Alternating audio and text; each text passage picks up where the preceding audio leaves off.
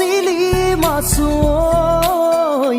লুইতৰ পাৰৰে ডেকা তই চৰাকৈ জাতৰে ডাঙলীক হিয়াখন উজাৰি দিলি গৈ মিলনৰে সতৰু এই সমাজে মিলিবলে নিদিছিলে এই মাটিতে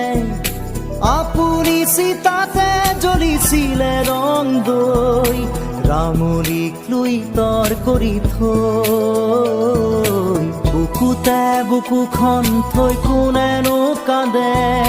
শদিয়াৰ কোণাতে বহি